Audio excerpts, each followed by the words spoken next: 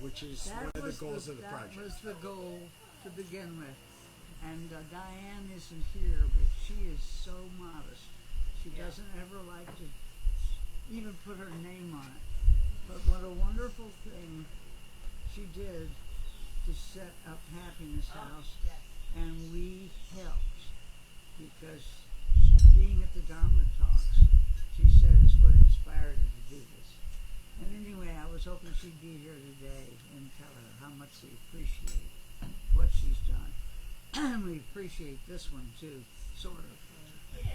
Most of the time. Kind of a little. A little's fine. Anyway, that was cool. Yeah, new people. I think we have a bunch of new people, or introductions. If you want to introduce yourself, introduce. Do you want to say something? Wait, she's got an announcement. Oh, you're waving. She's waving. Okay. Anybody want to introduce themselves that haven't been here before? Who you are and where you come from and. My name's John. John. That's my brother Greg. Greg. He's with Karen. Karen. One of my best friends from childhood. For the best friend Bonnie. And the most wonderful blessing in the world. That's sweet. Good. Welcome, everybody. Was Robin? You guys are new? Yes. Can you introduce yourselves, please? We come from Italy. We are here volunteering, and we came here to experience life in Central America.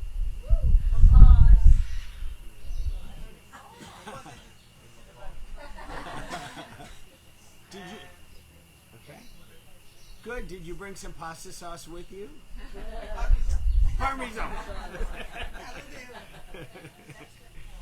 Anyone else? Raphael,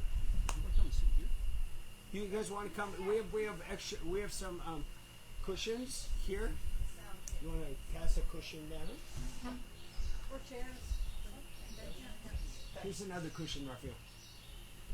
That's for Joanne. Okay. Good. Oh, I tell you what, I will announce that the next weeks are lined up. So this is because of a request for a talk on karma, and then next week is right mindfulness, done by Orme. I will do right concentration 2 weeks from now, and then Brad will be doing the gap on the 28th of February. So we're set for February. And it's not all you and me. Yay! That's a good thing. It's a really good thing. We did have one thing. I was a little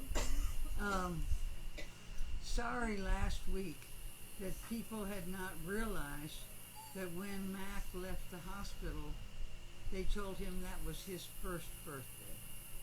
That 1 year after his heart transplant. So we did happy birthday to me for 90, and at the same time, he was 1. So that's our birthdays. I don't know who else is here with it, but that's all you get. Good. All right. That's it. That's our announcements for birthdays. Go ahead, Susan. I'll tell you.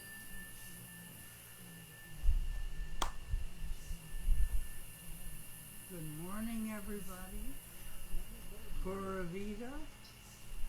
Welcome to this week's Dharma Talk here at beautiful Bali Rica, in very beautiful Costa Rica on a gorgeous day.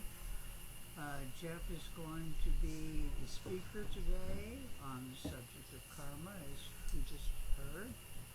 And we will begin, as we normally do, with 3 minutes of stillness and silence. Just enough time to relax, let go of any cares and concerns we may have brought here with us today, or that will be waiting for us later on. And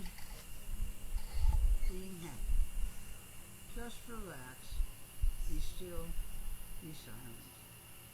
So Sharon's going to be our chime master for 3 minutes. Or someone is. Suzanne. Is that you, Suzanne? I'm sorry, Suzanne is going to be dinging us in and dinging us out. And we'll see you on the other side.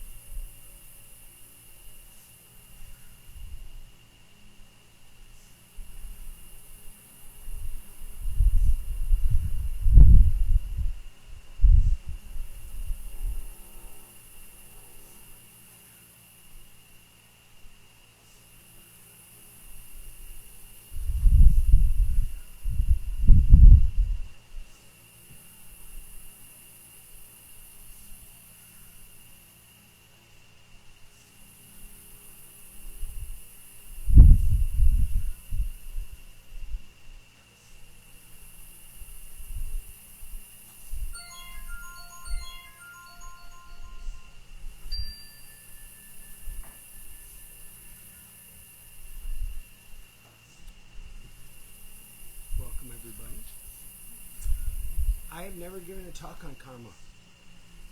I looked through my notes. There were none. I always do. You always did it. And so this is a handoff today, I guess. Karma. I'm going to start with a story.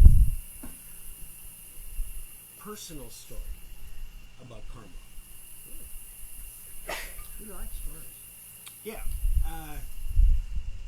When I was a little boy, I've seen a lot of pictures of me, and interestingly, they are really unique pictures of a little boy. Almost always in front of my mother, who dressed me, the first kid, even though they didn't have much money. I looked like I was kind of always dressed perfectly.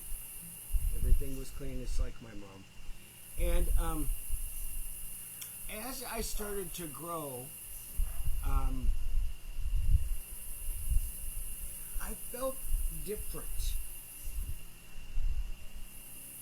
than other kids. I had one thing that happened regularly was when I would leave some place that I loved, I would cry. A long time, hard crying. So my parents would put me in the car because they're just like, okay, enough. And if you're from anywhere in the Midwest, that's outward signs of emotion are kind of are submerged. And so as I grew up, I dated girls because that's what I knew. I was a good dater. I was not a good closer. I don't think I need to say anything more than that. I had many opportunities to close the deal and always went home. Did you cry? I did not cry. Thanks, Ruthie. Thank you. And so because I was trained to like girls, didn't know anybody who didn't like girls, had a religious background of my parents' choosing and then of my choosing, and because I liked girls, I still do.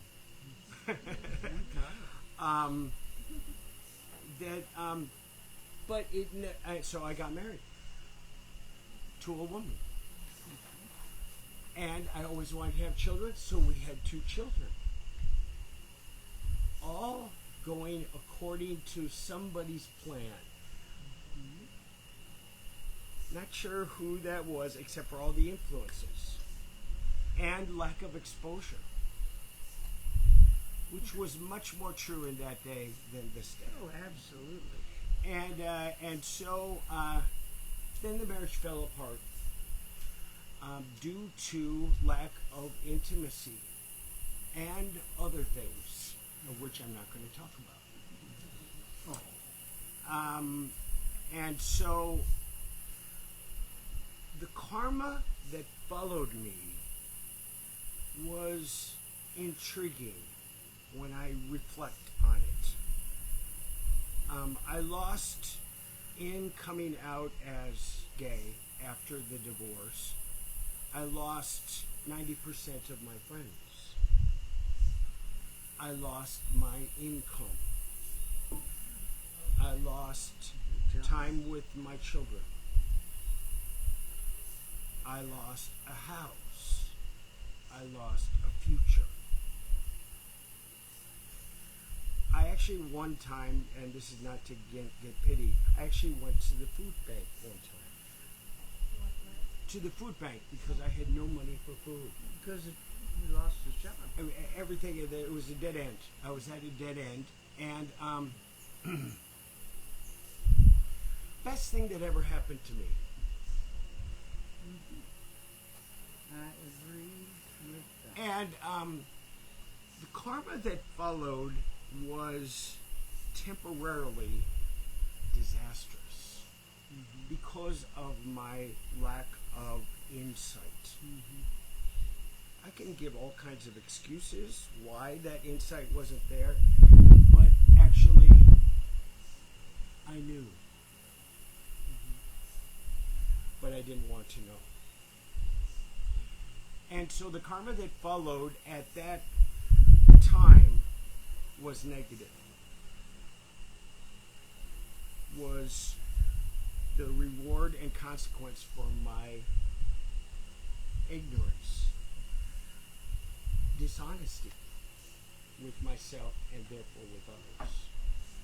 But you didn't know you had a choice, really. I did.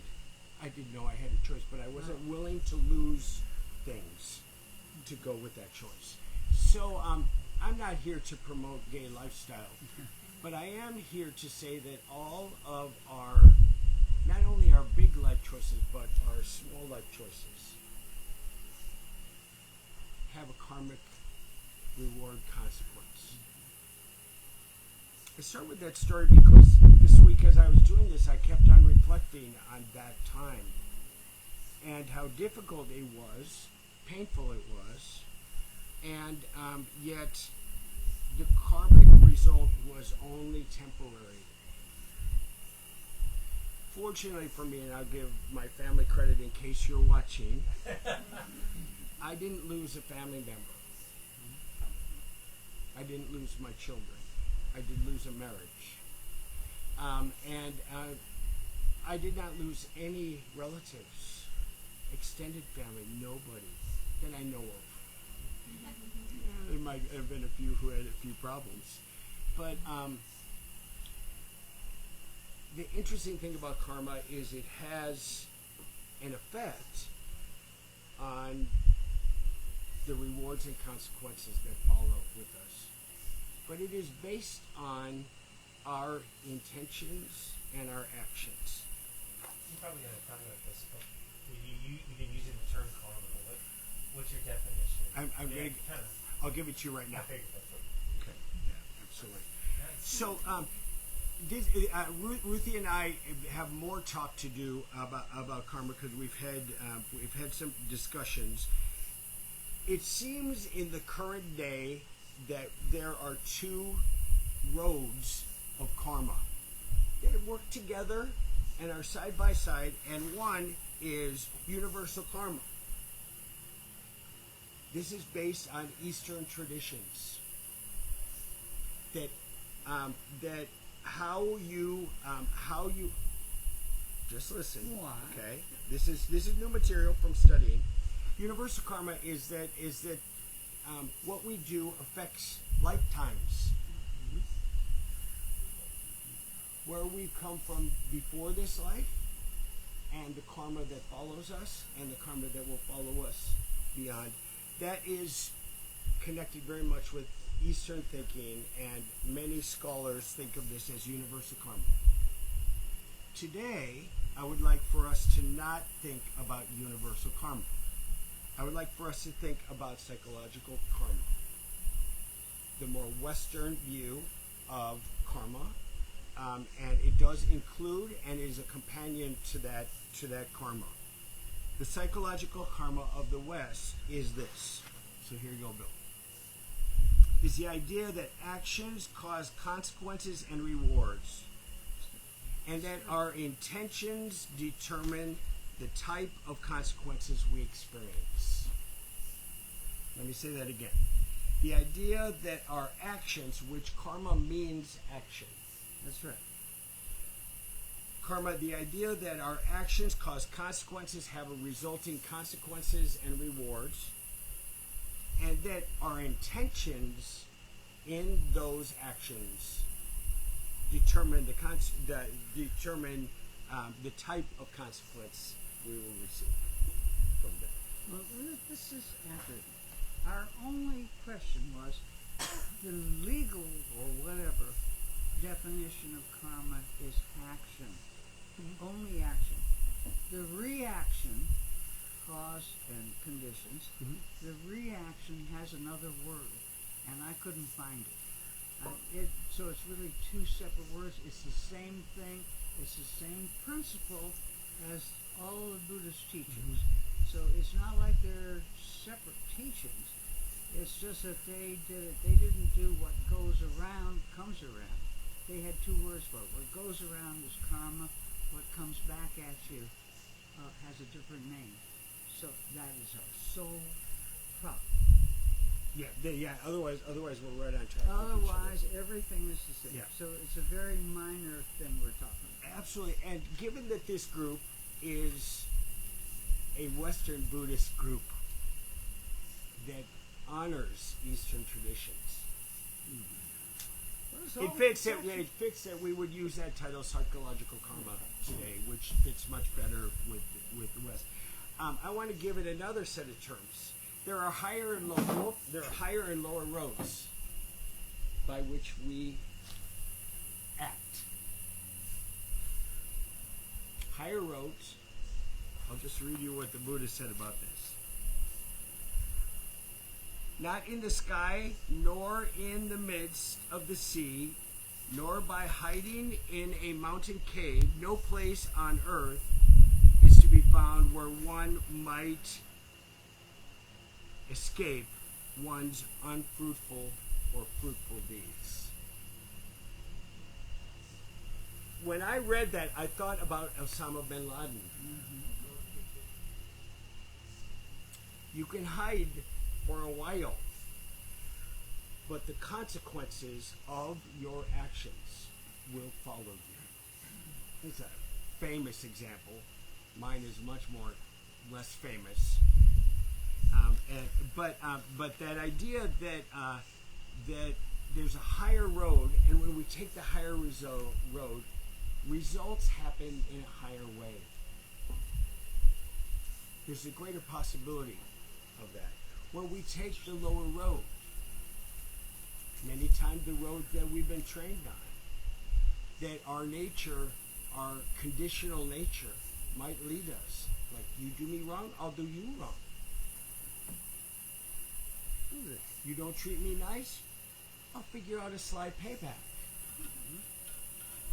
That kind of training that we've been trained on in the West has a result. And that's a consequence. And we all know it. What goes around We comes know around. what goes around comes around. So I have 10 ideas about karma. I'm going to just go right straight through them, and then we'll talk and open the discussion. The law of cause and effect teaches that virtuous and beneficial actions invariably long-term lead to happiness. Does it always immediately lead you to happiness? Not necessarily. Could. Depends on the condition of your mind and your heart. So the law of cause and effect teaches, karma, that virtuous and beneficial actions invariably long-term lead to happiness. Even if it's just your own happiness and other things outside you are not happy.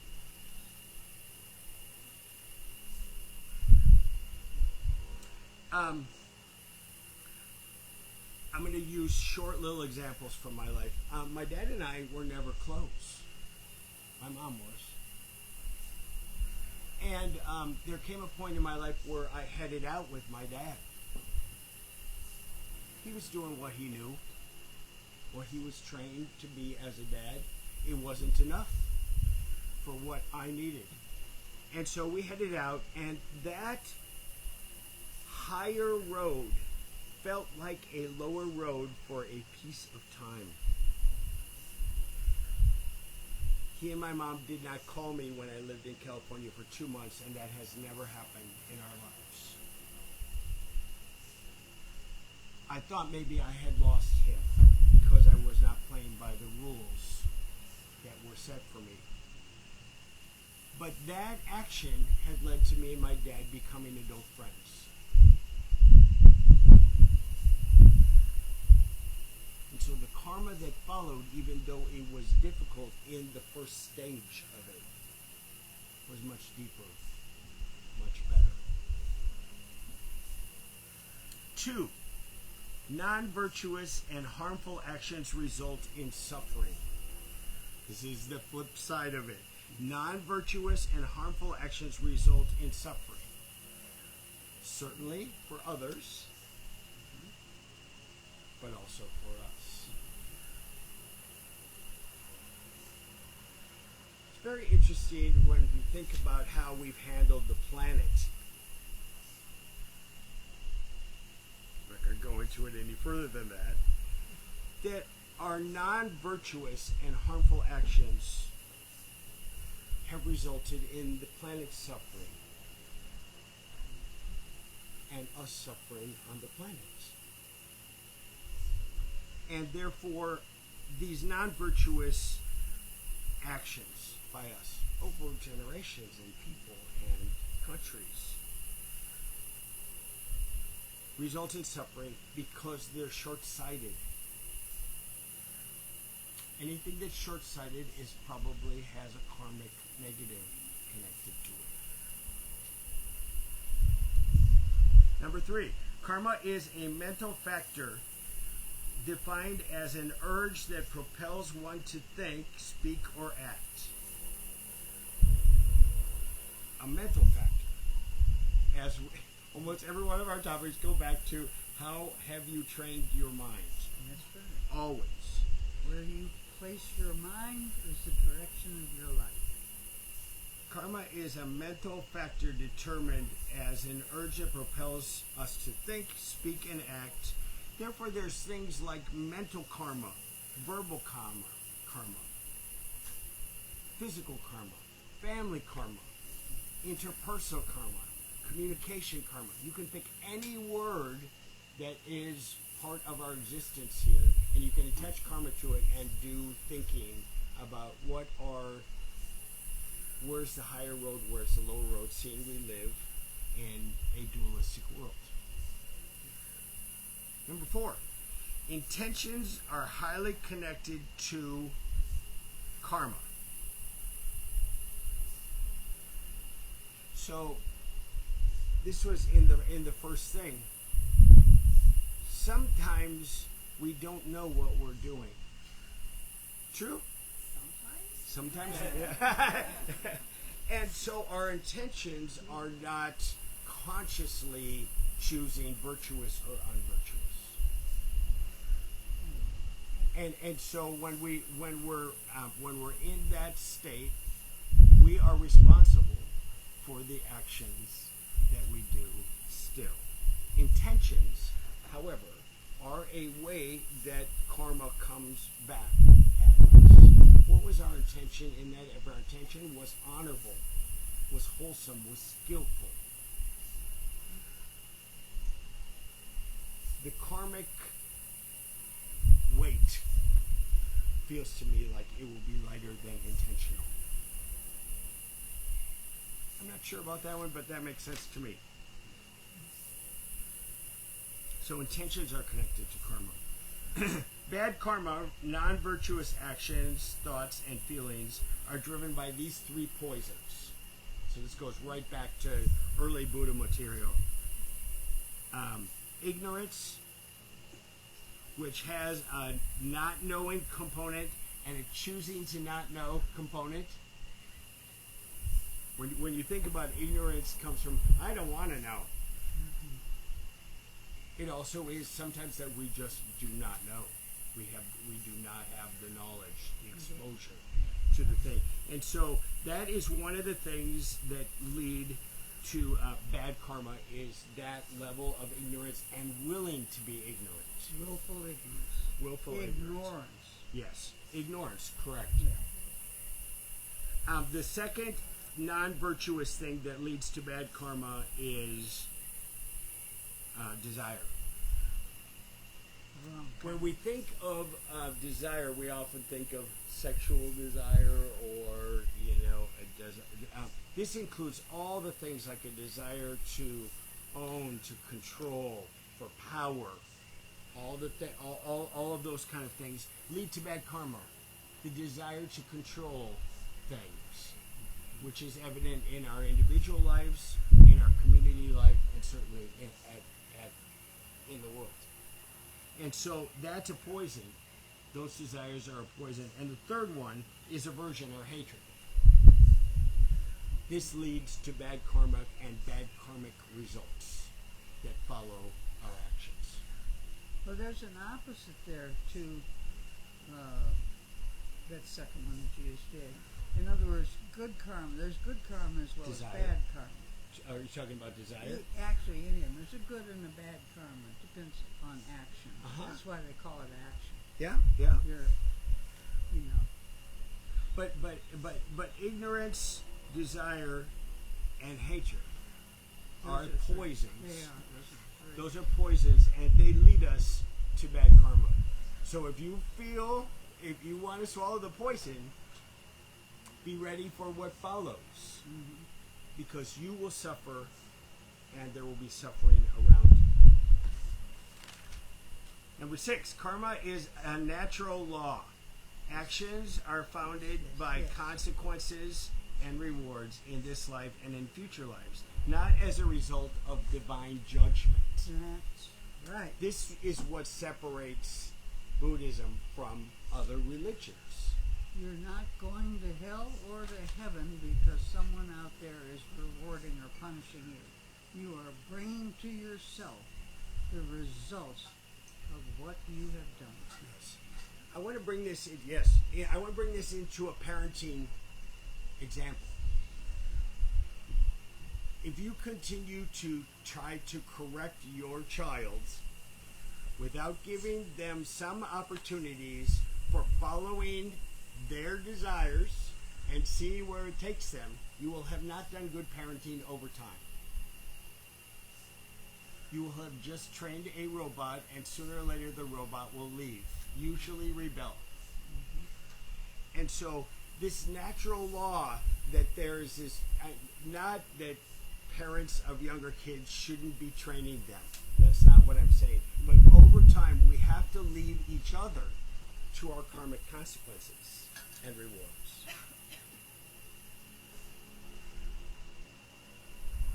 There's a golden rule in karma. It's the same as some other religions. Do unto others as you would have them do unto you.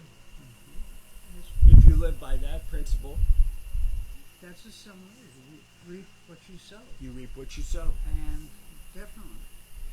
There is an iron rule in karma. So not golden, but now we're into the iron category.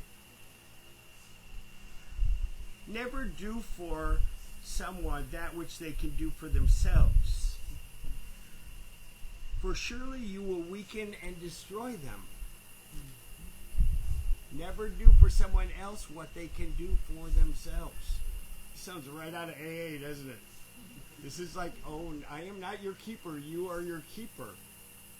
Best to you. Your choices will have your rewards and your consequences.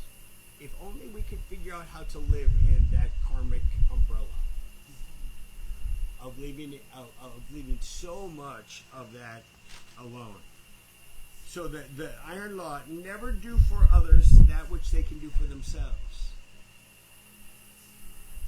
For you surely will weaken and destroy them.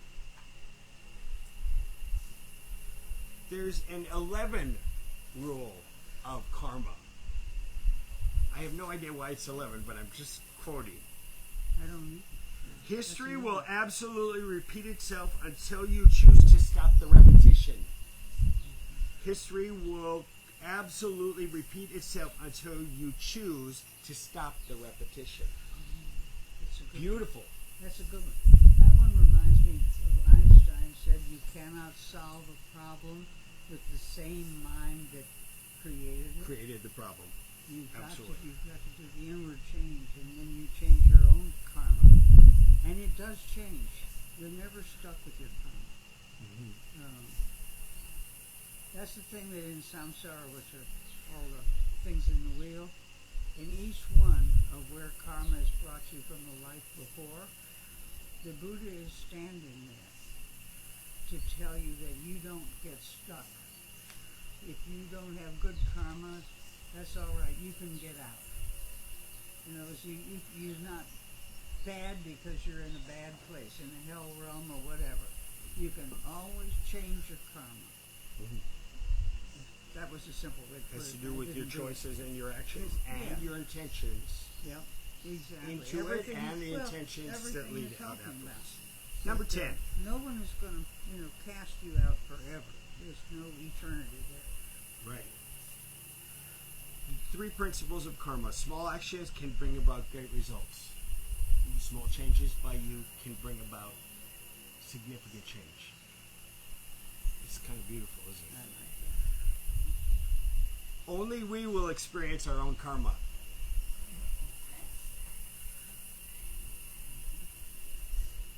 Three, karmic actions we have committed don't disappear on their own. That's a good one. Karmic actions that we have committed don't disappear on their own. Either we experience the results or we rise above through the changing of our mind and our patterns and our habits. I have a bunch of quotes about karma, but this is a very personal topic when you think about your life. We own our own karma.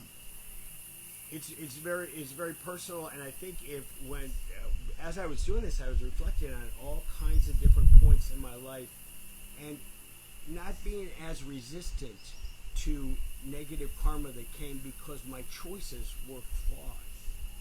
My actions were flawed, and at that point, there was a natural consequence that happened to me, much better than an artificial consequence that some divine source might give to me. So this fits very much with that idea. So that's what I have so far. Questions, comments, thoughts. I bet you've thought about karma before as well. Maybe not in that term, but I bet you have. That the choices and actions of your life have led you to rewards and consequences. I was thinking what you said about desire as a poison. Yeah. There's certainly a lot of desires that seem poisonous. And then Ruthie talked about good karma, bad karma, and I was thinking maybe the difference that I'm thinking is like a desire versus inspire, like an inspiration versus a craving. Yes. Because I don't know that we can get away from desires in our You realistic can't. world. It's There's It always is, going to it be is something. what it is. It's a Absolutely. trap word because if Yeah. you desire not to desire, you're desiring. So you can't get out of that one. Or maybe But- something that feels inspired Yeah. coming from an aligned place versus a mental Yeah. deficiency place. Goes back to the second noble truth, doesn't it? About those three poisons really relate to clinging, grasping, craving, ignorance, delusion. Clinging, grasping, craving, especially desire. Other comments? Yeah, go Back to ahead. the trap. Eventually. On the topic of the trap, I was talking to Mark a few weeks ago. I had some conflict with a friend, and when I get into conflict, I'm like, just don't create any karma. This is my job, is to just be as succinct and never operating out of anger. So I did. I took the high road. And then I sat there patting myself on the back. My ego got involved at that point, and it's the trap again, right? It's like, oh, aren't I cool? I just like handled that like a pro. That's another trap. But also the karmically aware, we get challenged more with the granular. We can, the peeling of the onion. Once we're karmically aware of how our ego pushes and pulls us, we have more responsibility to get it right. We're further challenged, and we've been given the tools. Hence, I think we have to do a better job. So, we will need lots of traps. Yeah, absolutely. And we will not do this perfectly. We will not do this perfectly. We will make wrong choices. We will be ignorant. We will want to stay with hatred and aversion because someone has really gotten to us, and we have gone with it. We have amplified it. So this is where detachment comes in, why you don't get caught further into those traps, which are a part of what life is. Other comments? I think there's something to be said about the idea of the trap, though. I mean, we're talking about karma, and it's about a choice and what we do with the energy of that choice. But if I choose to do something, recognizing that maybe I'm accounting for a wrong, or I'm seeing something differently, and the person that I'm choosing to do that for is still seeing me out of alignment, they might say, oh, you're creating bad karma. And I might be. But not to the extent that that person might see it, because I'm actually doing something with well intention or good intention. And so I am experiencing something that I will have to recompense or make change in. But at the same point too, it's not going to be anywhere near as severe as the judgment of another. And that fits with that our intentions have an effect on what the consequences and rewards are. Exactly. These are all gray areas. I think as you're talking, I'm thinking about an exact circumstance in my family. My intentions have been honorable. They've been good, and still, the dilemma sits in front of me. Now, what do I do with that? The other people stay out of alignment with that. What do I do? What do I do with that? Do I have an aversion to that, or do I say, I have done my action? Maybe now I need to release and leave them to the natural karmic results of theirs. This is really difficult. If you have children, those of you that are parents in the room, if you have children who are struggling, this is really hard to do. This is really hard to lead them to the rewards and consequences of their decisions. You give them advice and you support them, but you don't judge their karma. Yep. From you just put out, give them whatever you can give, and then leave it alone. Yep. It's kind of Well, that's sweet of you to say and difficult to do. what well. you just said. None of this was meant to be easy. No. It really It's a wasn't. retraining. It's complicated. It also applies to the children and their older parents in the same way. Yes. How? Well, Speak up. you want to have the best intentions to help them, but at some point you have to let them make their own choices. That's right. If they're still empowered, if you want them to be empowered to do Yeah. so, then they make their own choices and there are consequences or rewards to those choices. Mm-hmm. You can't control Yeah. how they live or what they do or how they spend. And yet, sometimes I think of taking the keys away from my father. That's tough. These are tough life choices because you're worried he's going to kill someone else as well as himself, and those things. And so then this is with young children and with older parents. Now there's a lot of complication to what we're talking about here, about how much we stay involved, how much we leave them to the natural consequences of their choices. Because one of the laws that we set, or the rules, was don't do anything to someone else that they can't do for themselves. Absolutely. Well, that person, he needs to learn by having an accident, and then he'll really learn. Absolutely. But I don't agree. Like you said, I would take the case away. Yep. And my karma would be joined to that person. Then there might be conflict. That's a tough decision to make. It is.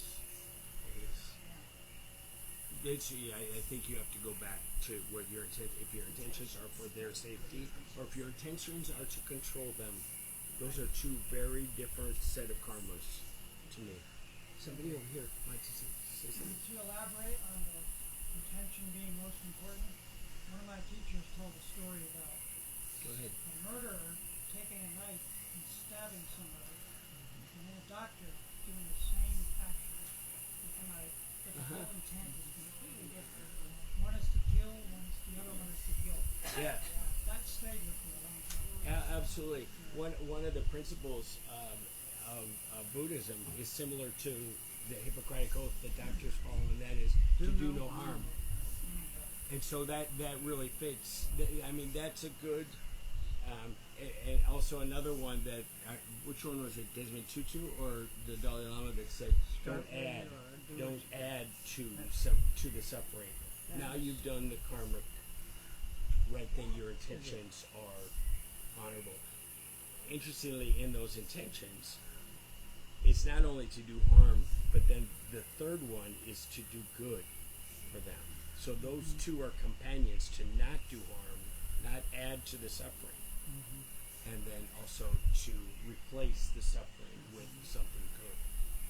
It's good. It fits, doesn't it? Who was your teacher that taught you that? Sri Goenka, doing Vipassana meditation. Oh yeah. Yeah, 10-day perfect. course in Massachusetts. With Goenka? Yeah, with Goenka. Brother! Wow. Yeah, Good. it's a powerful 10 days. I bet. But it was. Other comments? I know this one. Go ahead. This is the word judgment has come up several times, and this is not exactly the way we pursued it, but I'd like to throw this in as a consideration, which is there is something known as spiritual bypassing, and there's also spiritual arrogance. And karma plays a big part in both of them. A bad karma is for someone to say, "Oh, they just suffered because it's their karma. I'm not. It doesn't have anything to do with me. I don't need to feel compassion. It's their problem if they're suffering." That's not that's not good karma. So I had a long discussion with one of our groups because a woman died in that razor wire that they put up in the Rio Grande River. She was pregnant and she died and they had to get her out and stuff. And I was just listening to it and I was really feeling horrible. And he said, "Oh, it's just her karma. It's not. You don't need to feel bad about it." Yes, you do. That's a bad thing that happened. Spiritual arrogance is when you think, "Well, my karma is better than yours," you know. And if that guy would just behave himself, he could be Mr. Clean like me. And so anyway, I just thought judgment is a big part. Judge your own karma. Do what you can for other people, and then the karma you're concerned about is your own. So that's right. Just wanted to throw those in. Be aware. First rule of Buddhism: be aware of the karma that's happening every day in your life. And if you find yourself being judgmental and saying, "I don't have to feel sorry for them; they have it coming," you still need to be sorry. Absolutely. That's part of the loving kindness, compassion that we're taught. Compassion. That's right. You have, And that we are that's the interbeings with unconditional. each other. We are connected to each other. That's right. That's the unconditional part. Yeah. They may actually deserve what they're getting, but it's not up to you to judge that. There's a lot of this kind of judgments on the internet currently. And so be careful about how much of it you attach to. Well, you use detached involvement. Your thing. Yeah. If you can, and if you have to detach, You observe and detach. But that there's a lot of judgment, even with good intentions. With good intentions. However, at the end of the day, you're in charge of your own intentions, your own karma, and what other people think of that. That's their karma. that's what I'm trying to say. Yeah, absolutely. Basically, Yeah. that was bad karma for him to say, "I don't need to feel compassion for a woman with an unborn child caught in circumstances beyond her control." Other comments about karma? Have you thought about karma as it applies in your life? Just remember, you're never stuck in it. You can You're never stuck. always There's change always it. choices, always change of intentions, always reframing of your mind, Mhm. reforming of your mind. Probably the worst karma is the ignorance that you know what you should do that's right, and you willfully do wrong. That's you're bringing on yourself. For one thing, you end up feeling guilty, and that's Right. bad. One of the great teachers in Buddhism is Milarepa, who started as a murderer. Yeah. So there's redemption for everyone and wants to, without metaphorically speaking. One of the things we learn in the tree is there are no victims, and that's a really hard thing for people to wrap their head around, especially when you hear something in the news where something awful happens, especially with the children, to say there are no victims. And I don't like that statement. sorry, I don't like that statement at all. It's just what we were talking I about. rest my case. There you go. That's why we have discussion. Yeah. But I mean, my initial reaction to that is what I just said. She did, she must have deserved her karma, so that she died. That a child would be a victim of somebody else's ill doing. Before you go too far down the rabbit hole, Ruthie. Hmm? Before you go down too far, Yeah. Okay. Go. the reason there's no victims is because we are responsible for our choices. And it doesn't mean that anything that would happen to a child is not horrific or awful. It doesn't negate that at all. But what it presumes is that we know what the best outcome for everything is. And when we're talking about universal Oh, I agree karma, with that. I thought you might. When we're talking about universal karma, we have to realize that some of the things that are involved, that are going on around us, are happening on levels far above our pay grade, far above our awareness. And to assume that we know what the right thing to do is at that particular moment is not apt. which is the other part of karma, which is that I'm not going to add to something or create something by presuming that I know what the best outcome is, which is that other part that you're talking about. And it's one of the reasons I like the victimhood. But what it does on a personal level is it says that anything that happens to me, I'm not a victim. As much as I would like to be able I to agree point with that too. as much as I would like to point my finger to somebody else or say that I am the result of these events or these things that occurred, not my doing. This was placed upon me. I'm a product of my environment. It doesn't allow for that. It says you actually have the choice to do something different. You know, Jeff gave a beautiful example of that. That he saw his life a different way, and he said, you know, no matter what's going to happen, I'm going to live my life as me. And there were repercussions, but he didn't see himself as a victim. He saw himself as making a change. And I think this is one of the beautiful things of karma, is when we can see it as a guiding narrative, if you will. Keanu Reeves. Now that I understand why you said it that way. Keanu Reeves. When you truly understand karma, then you realize that you are responsible for everything in your life. What about medical conditions? Like a big thing in my family is that everyone is sick all the time. Everybody They're always physically sick. Well, Yeah.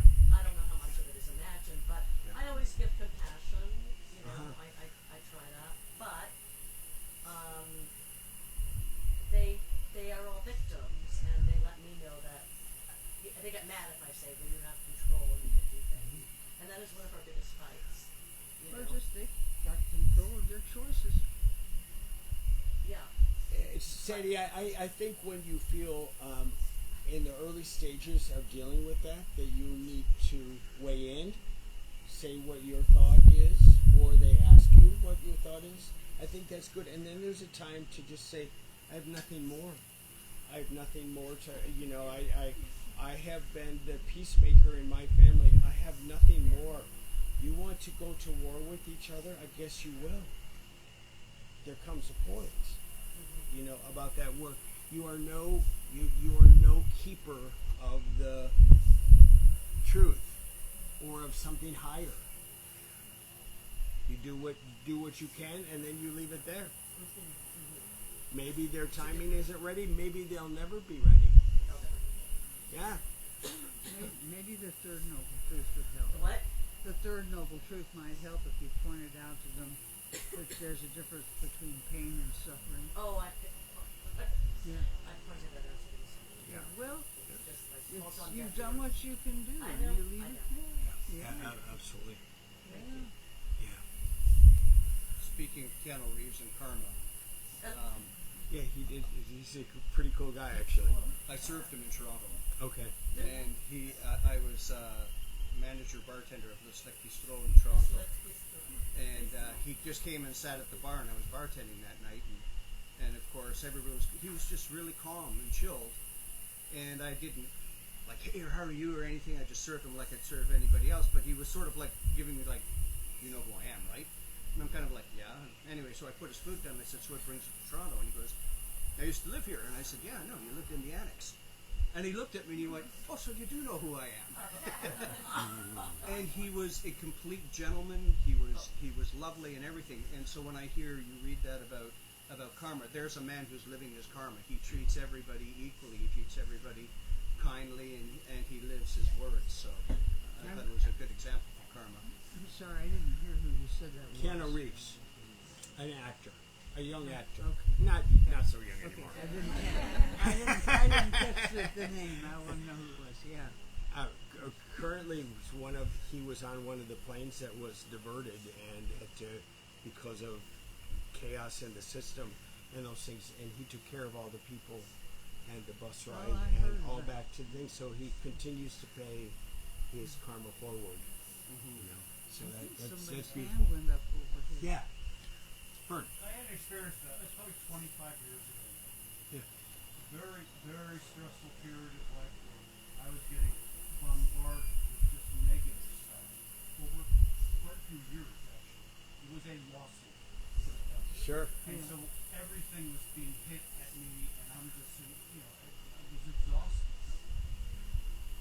No control on my life at all. I felt like I was totally negative. Not having any foundation in Buddhism or anything. One day I just decided, I drove up on top of a mountain in Colorado. I sat there for hours and said, I'm done.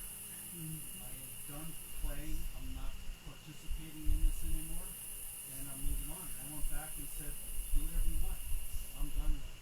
And it was just this relief. This was years of eating away. And I just said, not my game. I'm out of it. It's interesting. I've thought a lot, Vern, this week on this topic, that it takes quiet and stillness to be able to change our karma, our patterns, we've been trained by, or that we feel stuck in, like you're talking about. And you gave yourself the time to be reflective. And that's crucial. That's really crucial. That's what I was yapping about the other day. But it was the natural thing to do with not having any mental. I just said, I need to go there. Sure. Didn't know what was driving me there, but I had to go, and I sat for hours. Yeah. And reflection, I can see what it's about, where it came from. And also what it does, Vernon, it's a good example of that, is it broadens how many choices you have. Sometimes we feel stuck in one set of choices over and over and over and over again, and that's not true. And so when you gave yourself the face, all of a sudden that possibility all of a sudden was an option for you. And you're like, enough of this, I'm tired of this, I'm exhausted. It was just, I just remember the sensation of it. I said, wow, I'm done. And I had been owned by it for like 4 years. Yeah. Good. Thank you for that example. That reminds me of something I do almost every morning. I go down to the river. We're fortunate enough to have this gorgeous river that comes down from Jericho. Crystal clear, cold, incredibly gorgeous. And so I make a practice to go down there almost every morning and just do a check-in. Where am I at? What needs to be perfect? What can I work on here? And do that for maybe at least an hour. And I just so love it. It's like the highlight of my day. And I feel so grateful to have that right across from where we live. I don't have to get in a car. I don't have to drive anywhere. It's just right there. I think that people continue to live their same negative karmic patterns unless they do things like this. Costa Rica gives you the options to do that. Not that you wouldn't have the options somewhere else, but in a busy world and life, sometimes you don't give that for yourself. Your time out is just, I'm going to lay on the bed and go to sleep. I was just going to say what you said and what was the last person who just said the example. Yeah, Vern. So that's why exactly why I'm walking for 2 weeks alone on a Camino in Portugal to get that same. I need that. I'm being called. So Yeah, good. not for religious reasons, but for the reasons that Spiritual reasons. Yeah, absolutely. Good. Changing your karmic patterns. Absolutely. Yeah, through your actions and your choices. Well, the world is discovering that, all over again. The science research is saying that getting out in nature, taking a walk, taking a break, not listening to your earbuds when you're walking, those things Yeah. lead to mental health. So the world is knowing that now. Absolutely.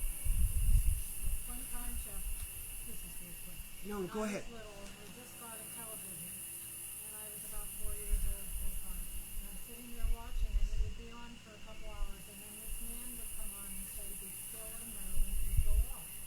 And that "be still and know" has stuck with me my whole life. It just is sort of like what it made me who I am. Yeah. Be still and know. Yeah, absolutely. Learn. Be still and know. Oh no. Is that biblical? Yeah, be still and know that I am God is the Bible verse, but this is taking the deity out of it. Just be still and know. which is much more Buddhist. Well, Let me read a few quotes, and then we'll do our loving kindness meditation. Okay.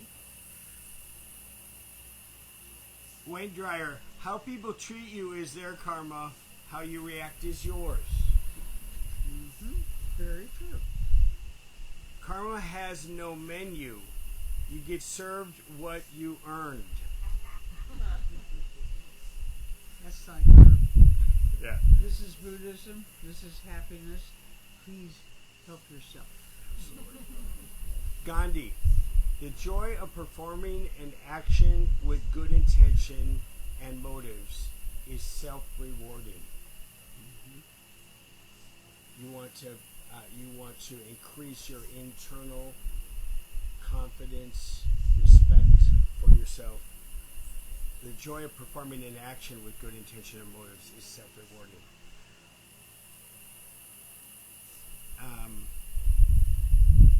In its psychological meaning, the law of karma amounts to this: intentional actions of body, speech, and mind have psychological consequences and rewards. I said that one before.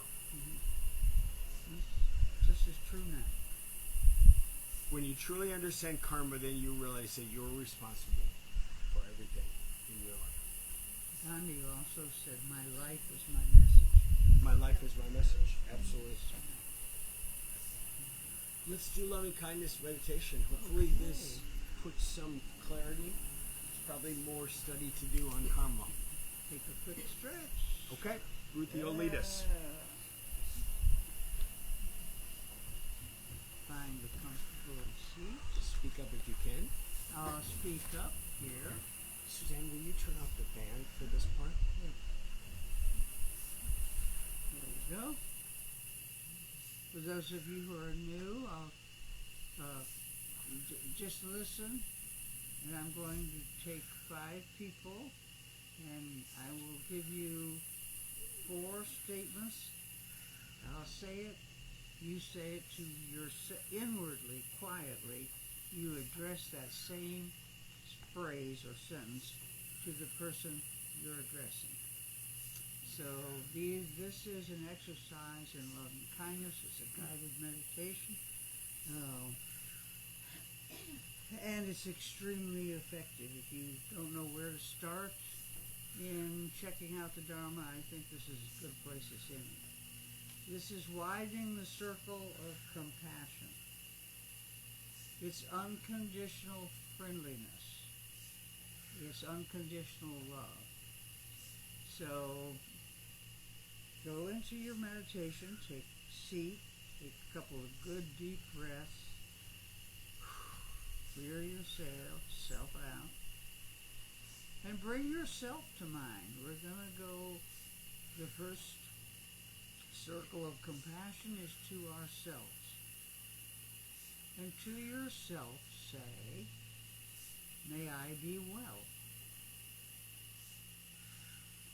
May no harm come to me. May I live with ease. That's equanimity, poise, balance. May I live with ease, calm and peaceful. May I be happy.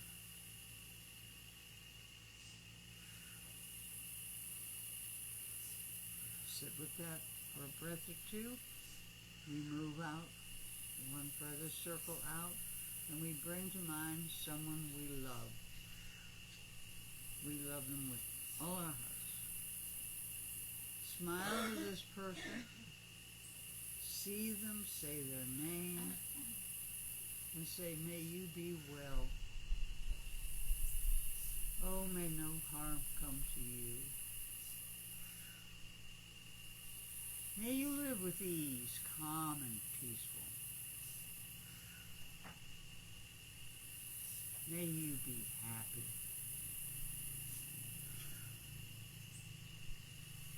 Again, give it time to kind of settle. Move to the third circle out. This is a stranger or someone you just met perhaps and really don't know hardly at all.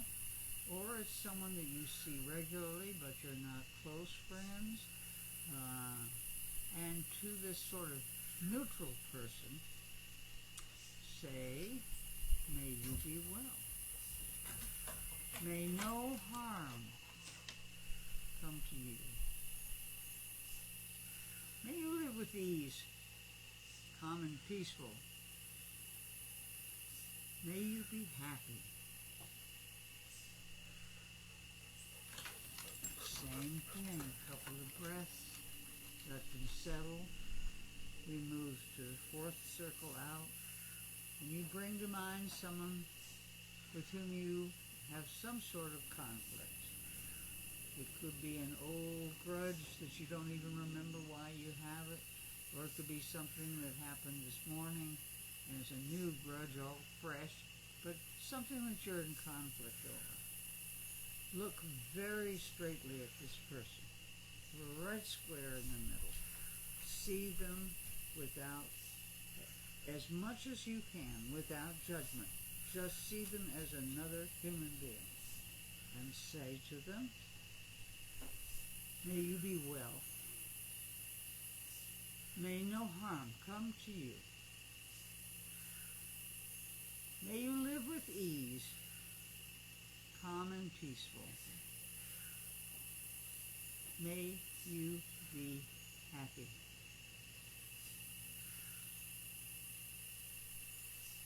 This one you may have to take 4 breaths to feel that it's settled within yourself. And now we're going to change the procedure. We are going to wish unconditional friendship and love to all sentient beings. That includes Osa and birds and the monkey that was watching Jeff last week. It includes all sentient beings. For this we put our hands over our hearts because it takes in the entire interconnected universe. And we say this one a little differently. We say, may all beings everywhere, on this plane and all other planes, be well. May all beings everywhere be safe.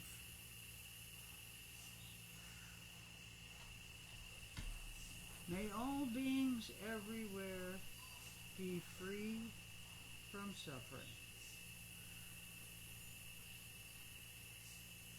May all beings everywhere be happy.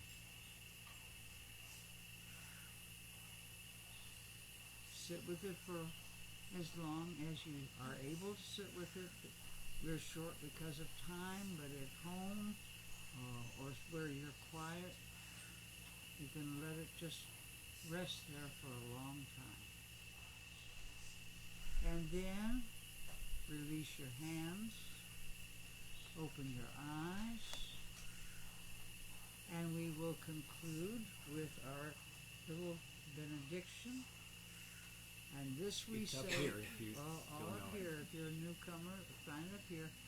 I'm going to orchestrate you with like 1, 2, 3, and then everybody joins in out loud together.